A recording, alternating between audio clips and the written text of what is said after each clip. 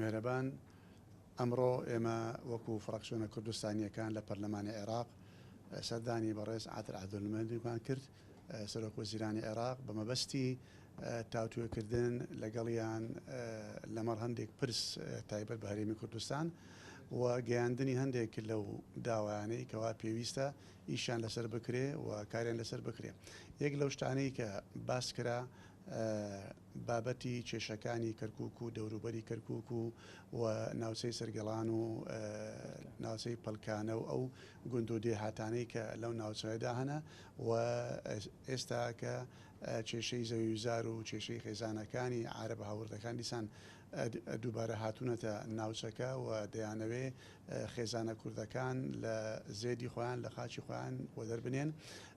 ئەو باسەنەمان کرد و داوامان لێ کرد کە بە زووترین کات حکوومەتی عێراق تەداخل بکە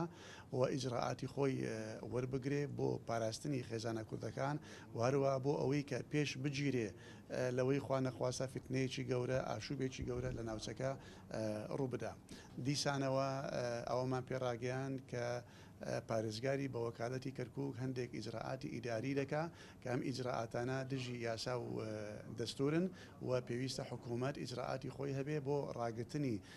پارێزگار بۆ وەکالەت لەم کارانە بۆ ئەوەی بار و دۆخی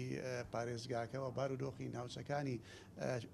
کێشە لەسەر بە شێوەیەکی گشتی لەمە زیاتر تون نەبێ واروە هەوڵ و تەقەڵای هەموو لایەک بە هاوکاری لەگەڵ هەرێمی کوردستان بۆ چارەسەرکردنی کێشەکانی ناوچە کێشە لەسەرەکان. لەلایەکی دیکەشەوە باس لە مستحقات و لە شایستەکانی جوتیاران کرا ئەوانەی کە چەند ساڵێکە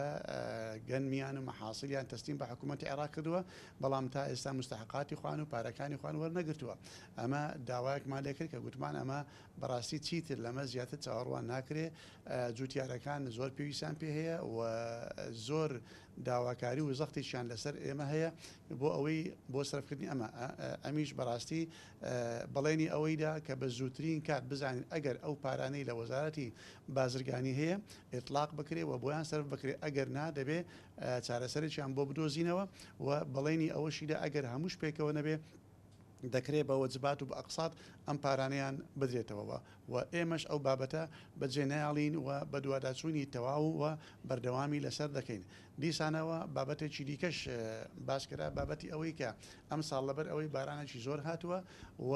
بەرووبوومی جوتیاران لەگەن موزۆ زیاترە پێویستە حکوومەتی عێراق ئەو ڕێژەیە کە لە فەلاحەکان وەردەگری ئەو ساڵە زیاتر بی و هەروە پێدانی پەینی کیمیاوی و پێدانی بنەتۆ پێدانی هەموو ئەو هاوکاریانەی کە وەزارەتی کشتتوکاڵی عێراق دەیدا بە فەلاحەکان پێویستە بە شێریمی کوردستانیشی لەگەڵ بێ. بەوەش بەڵێنیدا کە بەڵێ ئەم ساڵە ڕێژەی وەرگرتنی گەن موجۆ لە جوتیاران لە هەموو عێراق بە هەرێمی کوردستانیشەوە زیاد دەکرێت و زیاتر لە ڕێژەکەی پێشان لێیان وەردەگیرێ. باسی ئەوەشمان کرد کە لە نەتیجەی لافا و ئەو شتانی کە بەسەر هەرێمی کوردستان و بەسەر هەمی عێراقدا هات تعویز و قەرەبووکردنەوەی ئەو خان و ئەو خانەوادە و خێزانانە بکرێتەوە کە بەهۆی لافا و بەهۆی بارانبارینی زۆرەوە زەرەر و زیانیان پێ گەیشتووە و هەموو لایەنە کوردستانیەکان فراکسیۆنە کوردستانیەکان مەطالیبەکانیان گەیاند و بەڵێنی ئەوەشمان لێوە گرت کە ئەم جۆرە دانیشتانە و کۆبوونەوانە بەردەوام بێ ناوەناو بیبینین و ئینشاڵڵا لە مەودایەکی نزیکدا مزجێنی خۆش دەدەین هەرێمی کوردستان.